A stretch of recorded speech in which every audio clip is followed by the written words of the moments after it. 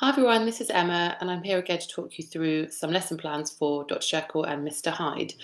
So before I just go through that Monday to Friday plan with you, I just wanted to kind of introduce um, the kind of content behind this week.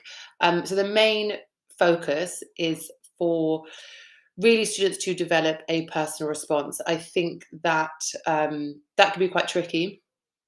Of course, there's emphasis on language analysis and that ultimate drive to get students to write an excellent response. But I think that the more their own views and opinions around the text and its overriding themes and ideas, the more that's enriched, then the more their writing is rewarded for that. So I really wanted to impress upon that and focus on enriching their personal response. I also wanted to kind of accelerate the game on homework.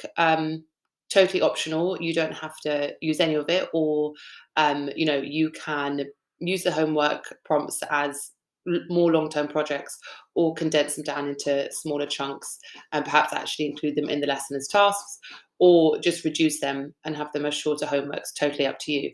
I also wanted to use group work as a way to kind of share the responsibility of the work, and also group work can often encourage students and make them feel a bit more safe perhaps, and know that they are working together, learning from each other, because of course there is a lot to get through with any text, but particularly with Jekyll and Hyde, I think there's a lot of avenues of context. So those are kind of the focuses, but I think predominantly the most significant for me is really embedding and extending students' personal responses for that deeper engagement with the text, because I think ultimately that's what makes their writing really powerful and strong. So let's look through the itinerary. So Monday, specifically, looks at Dr. Jekyll, and we have some group work and some interesting context for students to engage with. And again, here at the end, they've done something similar previously, but they can record themselves and share it. So you can watch a short recording of them talking through context. Tuesday looks at mystery and secrecy in chapter 5. So focusing on those themes and ideas, and again using a nice piece of context that really lends itself to some interesting questions that students can dip into and reflect on what they think. And as a caveat, I think that some of these more kind of personal prompts and questions may need to have some framework around them. Of course, we want students to be honest and self-reflect and give an authentic response as to what they believe and what their stance is according to the idea or question.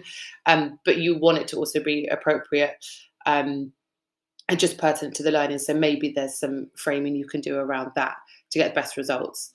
Wednesday, we look at tension and suspense in chapter 6, some group work on the chapter, a nice quote task, and some homework on duality of mankind.